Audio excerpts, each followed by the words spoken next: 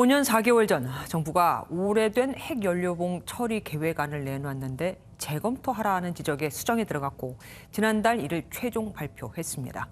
원전을 가동 중인 전국 5개 지역에 임시로 폐기물을 보관하되 주민들의 동의를 얻겠다는 건데 그런데 이건 5년 전에 작성된 계획안과 다를 게 거의 없습니다. 그동안 원전 폐기물은 포화 상태, 5년을 그냥 흘려보낸 거죠. 탐사인 조동욱 기자가 취재했습니다. 정부가 지난달 말 확정한 제2차 고준위 방사성 폐기물 관리 기본 계획과 2016년 작성한 1차 계획안입니다. 쓰고 난 핵 연료봉 중 정상보다 방사능 수치가 높은 고준위 폐기물을 처리하는 계획안으로 2차 수정안이 나오기까지 5년 4개월이 걸렸습니다. 두 방안이 얼마나 다른지 자세히 비교해 봤습니다. 독립행정위원회를 신설할 것과 부지 선정 기간을 12년에서 1년 늘린 것 이외에 핵심적인 내용은 거의 동일합니다. 1차랑 큰 차이점은 없습니다. 실제로 지연되고 미뤄진 거죠. 재검토해서 새로운 게 없잖아요, 별로. 새로운 게 안 나와서 5년을 그냥 좀 낭비한 게 아닌가.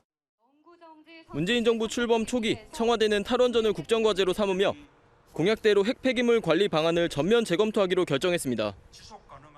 이에 따라 정부는 지난 2018년 5월 재검토 준비단을 2019년 5월에는 재검토위원회를 출범시키며 해법을 찾는 듯 했지만 논의는 결국 제자리 걸음이었습니다. 그 사이 쓰고 남은 핵 연료들은 계속 쌓여가고 있습니다. 한올과 고리 원전의 저장 포화도는 80%를 넘었고 월성 중수로는 98.8%로 이미 포화 상태입니다.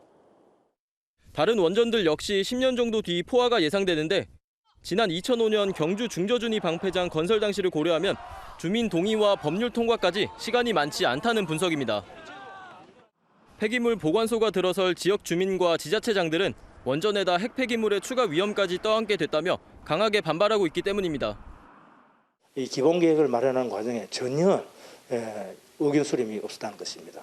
시민의 수용성이 확보되지 않는 계획은 실행의 담보력을 보장할 수가 없습니다. 더욱이 임시 저장한 폐기물을 영구 폐기장으로 옮겨야 하지만 지금의 속도라면 영구 폐기장 건설은 계획에 불과한 실정입니다. 중요한 건 영구 처분을 언제까지 하겠다가 없잖아요. 기본 계획 자체가 뭔가 자꾸 미루는 듯한 느낌을 주면 우리가 가져가는 게 받아들이기 어렵잖아요. 지금도 전국 24곳의 원전에선 핵 폐기물들이 쌓여가고 있습니다. 별다른 변화 없이 시간만 끌었다는 비판 속에 지금이라도 근본적인 처리 방안을 마련해야 한다는 지적이 나오고 있습니다. 탐사 M이었습니다.